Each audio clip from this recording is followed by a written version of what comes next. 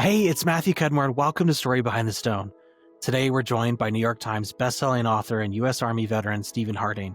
In this episode, we'll explore the gripping true story behind his book, The Last Battle, the incredible story of the unlikeliest battle of the Second World War, when a small group of American soldiers joined forces with German soldiers to fight off fanatical SS troops. We'll also discuss his upcoming book, GIG Men, the untold story of the FBI's search for America's traitors, collaborators, and spies in World War II Europe. Stephen, it was great to have you join us on the show, and to our listeners, thanks for tuning in.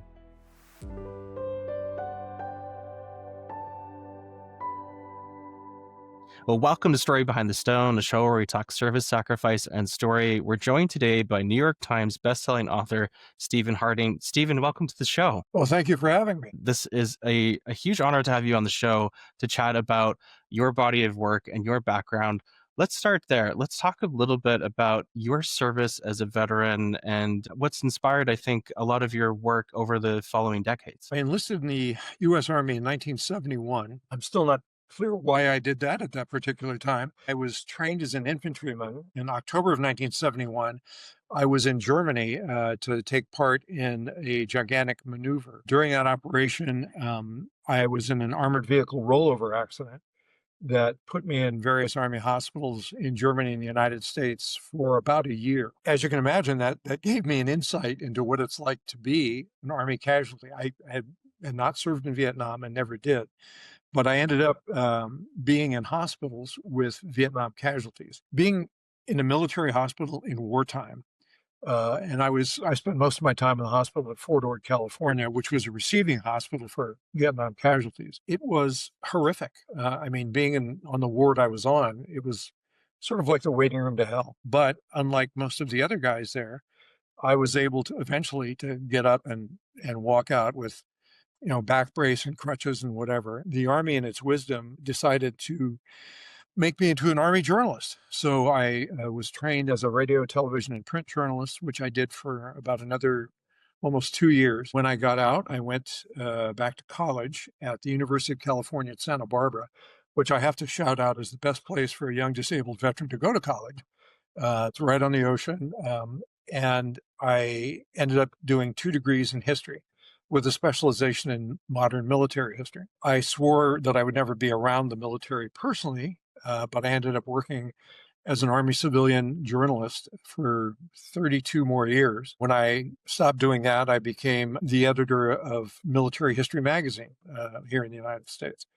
So I've always had an interest in the military, and because of my own, I'm an 80% disabled veteran, according to the Veterans Administration.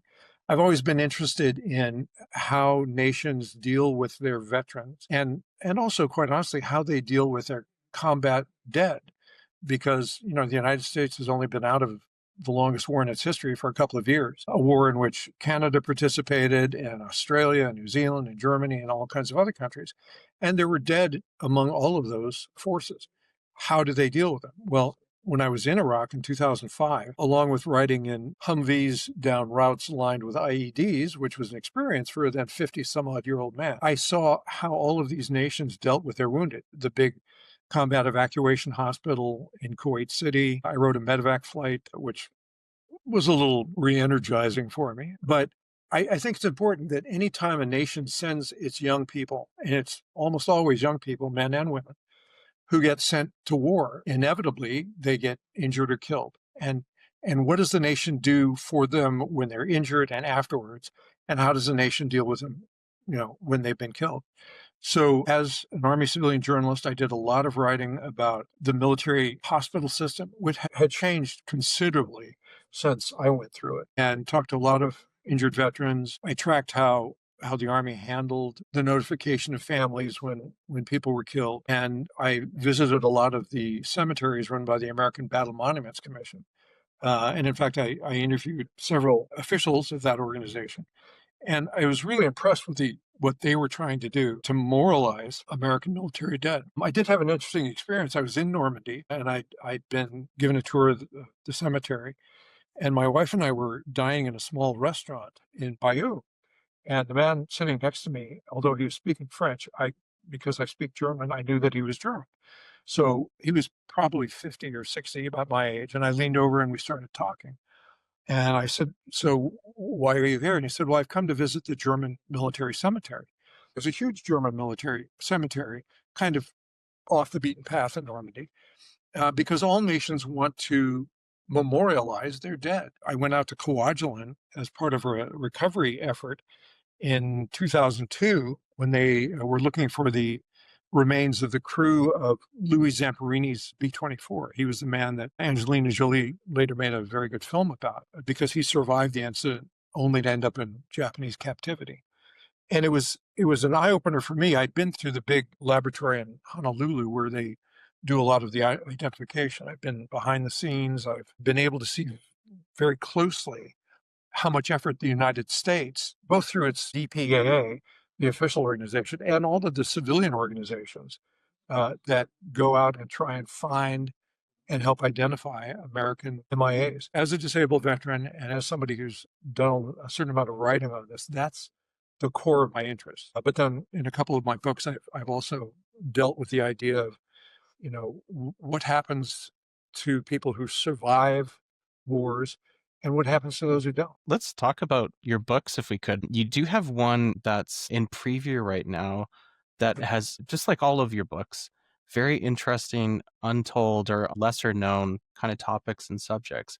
What is GIG Men all about? So GIG Men is the story of a group of FBI special agents who were sort of seconded to the U.S. Army. They were working for the FBI, but they worked under Army cover. They wore Army uniforms, they had courtesy Army ranks, and they were sent to Europe during the last year of World War II. So the first ones arrived just after the liberation of Paris. And there were, depending on how you count them, there were 16 or 18 of them. And they ended up working in France, Germany, Italy, with detours to Holland and Belgium and places like that. And their primary duty was to hunt down American citizens who were believed to have committed treason by working with the Nazis or the Italian fascists. And this ran the gamut from, people like the poet Ezra Pound, who did radio broadcasts and newspaper articles, to other journalists, but also people who just happened to be, for example, in France when it was occupied by the Germans.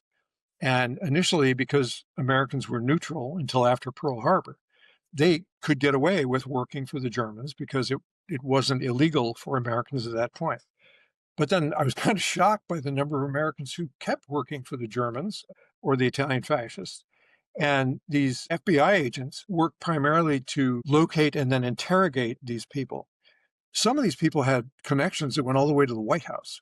Others were very, very wealthy and still well-known post-war philanthropists. And I was able to look into it in the same way that I had done my other books. In the last 5 or 6 books I've done, my goal has been to find a story that generally involves a small group of people whose story tells a larger tale of World War II through their actions, through their relationships. So here are these 16 FBI guys. I over several years of FOIA requests to the FBI and the National Archives, I came up with interrogation records and the names of the people they interrogated, those that were ultimately charged and those that weren't charged for various reasons. Some of the ones who weren't charged were charged because of their connections to politicians and other people. It's a really fascinating story because these FBI guys, it's kind of a combination of your typical police procedural with a World War II story, because they were operating in newly liberated parts of France where there was, still enemy activity.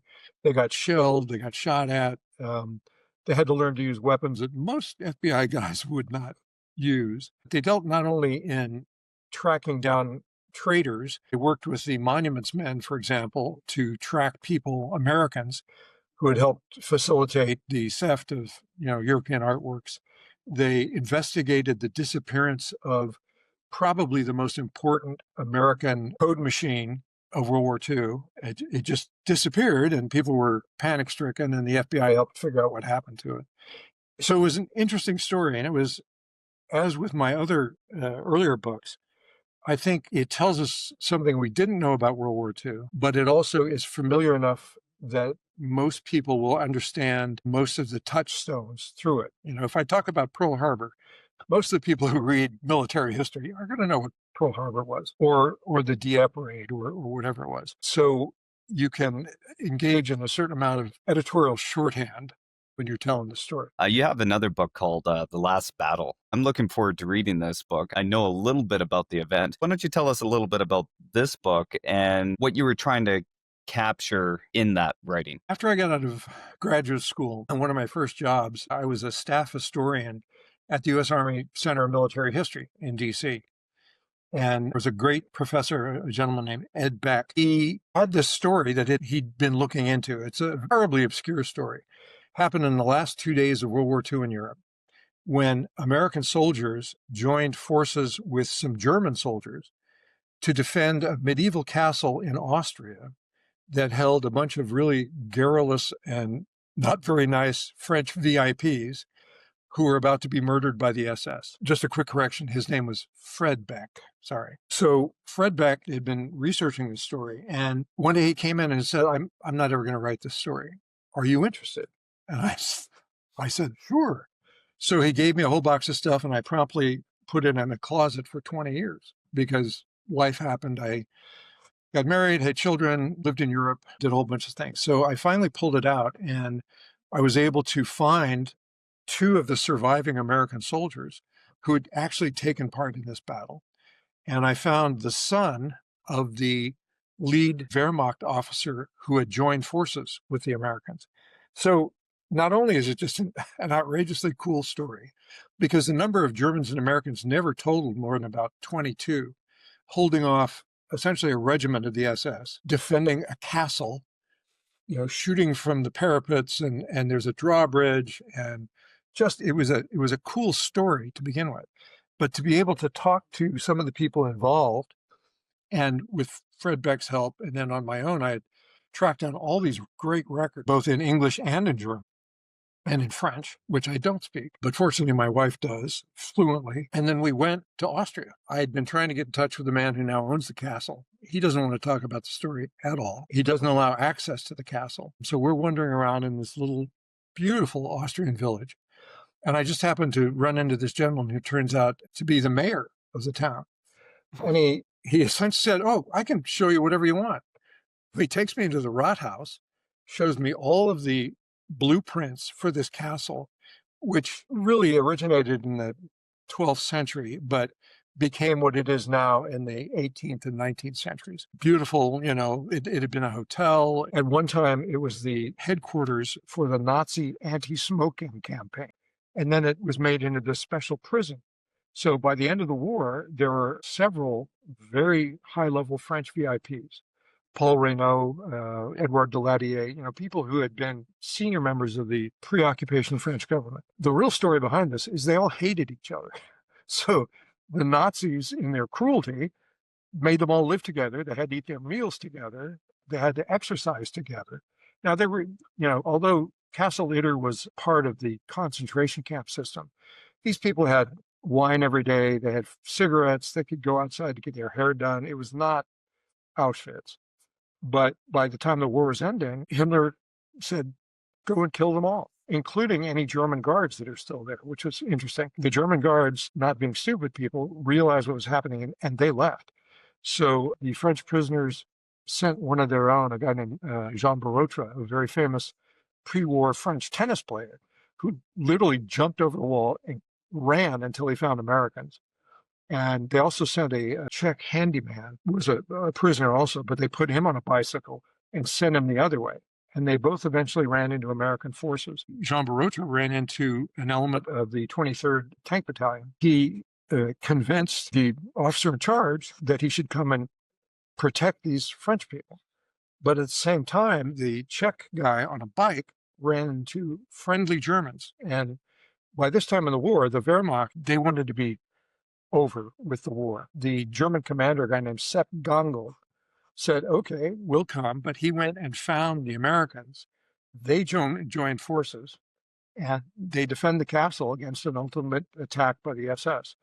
And Oddly enough, the only defender to die in the battle was Sepp Gangl. The German officer was killed by a German sniper.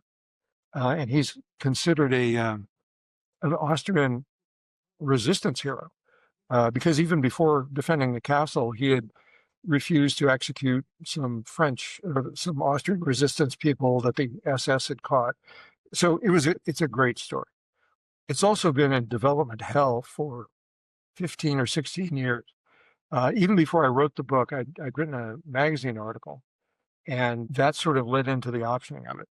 It's been optioned a couple of times by a couple of very well-known people, but for various reasons hasn't happened.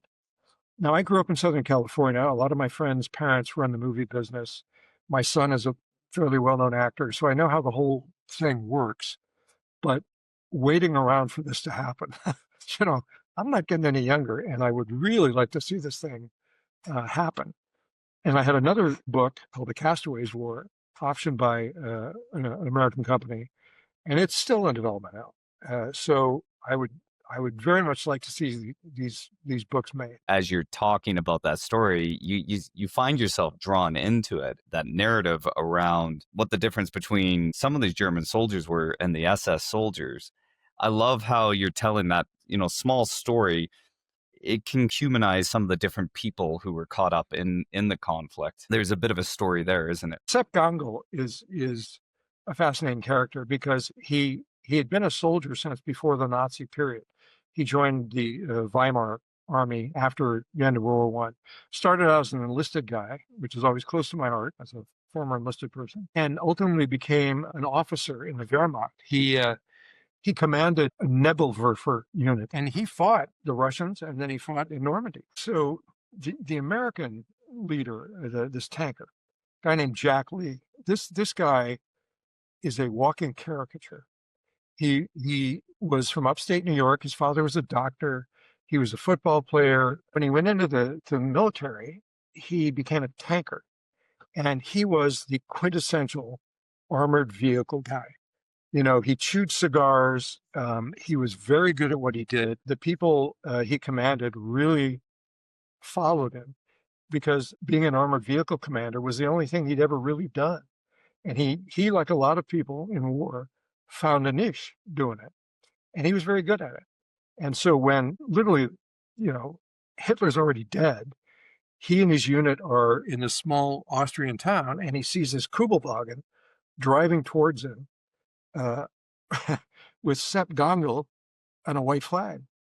And his men are thinking, Captain, sir, the war is over. Hitler is dead. And he says, no, we got to go help this guys. Because, he knew, he was not a stupid man. He knew that WWII and Renault and people like that were going to be the foundation of post-war France. So he throws in his lot, mainly because in Sepp Gangl, Lee found a kindred spirit. It wasn't politics for either one of them. It's what they did for a living, and they were both very good at it. They knew they could trust each other, and they did. And when Gangl was killed during the fight for the castle, it really affected Jack Lee. And then, of course, you had the men on both sides who are like, oh, sure, we're going to follow the captain, but, oh, yeah, we don't want to be the last guy killed in World War II, or at least in Europe. So it was interesting interactions, and being able to talk to two of the soldiers who later helped relieve the castle and got involved in the fight. And it was an interesting, fascinating story, and especially to be able to walk the ground. I learned early on that if you're going to write about military actions, you have to walk the ground. What are you feeling when you walk the ground in, say, a military cemetery? You mentioned earlier about visiting Normandy, for example. What are you feeling when you see those names as you walk past? Military cemeteries, they are remembrances, as any cemetery is. It's a way of honoring that person, or at least remembering them. And in military cemeteries, it tends to be, at least in my opinion, to walk through a military cemetery is far more affecting. Civilian cemeteries are personal remembrances, grandpa, grandma, whomever. But when you see 20 acres of white crosses or stars of David, it reminds you that all of these people got killed in a fairly short period of time for a very specific purpose. They didn't die of old age. They didn't die of, whatever. They got killed in combat or died of injuries. As somebody who spent time in military hospitals, there's a personal connection to me. When people would come and visit me when I was living in Germany, somehow we always ended up touring one of the cemeteries. A very affecting thing. And, my father and all my uncles fought in World War II, all of them in the Pacific. But, it's close to me. When it comes to all of these experiences and your life's work, what is that message that you're hoping people take away from your experiences and what you share? Primarily, the message would be when you see all of those crosses in a military cemetery, understand that not everybody wanted to be there. They were just answering a call, either willingly or unwillingly, depending on which war you're talking about, but they still paid the same price. And I have to tell you, there's a phrase that I try never to use, and I'm perfectly happy that other people do it. I try not to talk about the fallen because they weren't clumsy. They didn't fall down. They got killed. So when we talk about our honored dead, yes, they are our honored dead. And we should honor them in memory, in history books. And all I've tried to do, I think, is look at that and put their stories out in a way that people will read. The reason I don't write the large history books, it's all, red arrows and white arrows and massive maps and stuff, is because that doesn't really mean anything to most people. When you talk about individual people, men and women, and what happened to them, what they had to do, or what ultimately became of them, it makes it very personal, and it makes it easier to relate to individuals. Just as an example, a few days ago, I posted a picture on LinkedIn of Anthony Marcion, this young man who was the last man killed, and it got an amazing and overwhelming response. One man. Here's this guy who was the last American killed in combat in World War II. And it made it very personal. And I think that's ultimately my goal. Each of these names on these headstones have a story.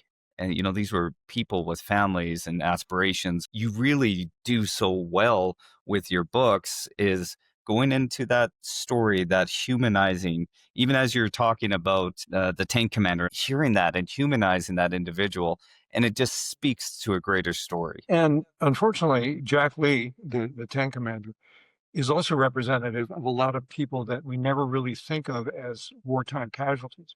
When the war ended, he went back up to upstate New York, had a couple of failed marriages, couldn't find a job, so he ended up running a bar, which was a bad thing because he turned into an alcoholic. And he died when he was in his 50s. And that is a pattern that so many World War II vets, Korea vets, Vietnam vets, and now, in our time, Iraq and Afghanistan vets. War does something to you, whether you're a grunt on the ground or somebody working in a evac hospital. It affects you for the rest of your life. And that's another thing that I want to point out, though I'm writing about World War II. This is not something that ended after the 50s. People my age, and I'm old, who are still trying to get past what happened 50 years ago. There's a terrible burden that those who may not have been what we call typical battlefield casualties, well, there's moral injuries and post-traumatic stress, and it's a burden that is unseen. And many of these soldiers and yourself, having to process some of the experiences, even opening a mass grave, that's something that will stick with you for your whole life, I imagine. That's really my reason for doing what I do. Plus, I've only had two professions in my life. I was a soldier, and then I was a writer. So you got to find a way to make those things work together. When I think about your time as Soldiers Magazine, are there any commonalities with the service members that you kind of were embedded with or you did stories on across those different campaigns and regions? When I worked for soldiers, it wasn't the Army I was in. And that was one of the biggest continuing revelations to me, to be talking to young soldiers who were of a completely different frame of mind than the soldier that I was. But they all were dedicated to doing the best job they could under some challenging conditions. Same gripes and grunts and complaints that soldiers always have. But, the Army that I wrote about for Soldiers Magazine was so vastly different in so many key ways from the Army I was in. It was an interesting thing for me. I went to New Zealand to cover the Army's contribution to Operation Deep Freeze. I ended up in Iraq. I was in Kuwait twice. I was in Northern Ireland because, believe it or not, the U.S. Army had a small presence in Belfast. And I got to see the troubles fairly closely, much more closely than I had anticipated. But it gave me a real appreciation, and not just American soldiers. I interacted with Canadian soldiers and German soldiers and New Zealand soldiers. I ran into a Maori lieutenant coming back from an overnight raid into occupied Iraq, and he was wearing full facial tattoos, and he wiped them off as he walked up. And I said, "Why do you do that?" And he said, "Because it scares the hell out of the Iraqis." So, soldiers. I mean, soldiers are soldiers are soldiers. But I am proud that I was able to tell some stories. What's next? You have a book release, you have a film release. Why don't you tell our audience a little bit about what's coming for you, and if they want to learn more, where they can go? I'm mainly focused now on the release of GIG Men, which is supposed to happen in February. Will happen in February. I'm also focused on hopefully the beginning of production of the film version of The Last Battle, which is supposed to start either February or March, filming in northern Italy, very close to the actual location. I am primarily working to support the release of the new book, but The Last Battle just came out in the last few months in its 14th language, in Spanish, and apparently is doing quite well in Spain. I'm mainly focused on not writing another book right now, because I've written 5 books in the last 9 years, while also for a lot of that time still being a working magazine editor. And I tell people a lot of times that writing isn't really my favorite thing to do. It's just what I've done for a living. And once you've done something for a living, it's hard to let it go. So I may be writing some magazine articles and stuff. I have a couple more media appearances to do, and that will increase when the book comes out. And if the movie comes out, I would expect some of that. But anybody who is interested in my books can just go to Amazon or Barnes & Noble. They're all up there. And I would be pleased as punch if people would be willing to read them. Because I enjoyed, even though writing is not my favorite thing to do, I enjoy doing it while I'm doing it. It's just kind of a lonely way to make a living. We so appreciate you coming on the show today. And I know ourselves and the listening audience are instant fans of your work, and we're really looking forward to the release of the GIG Men. Thank you so much for coming on the show. It was a real pleasure to chat with you today. Well, thanks for having me, and thanks for what you guys do too. It's important.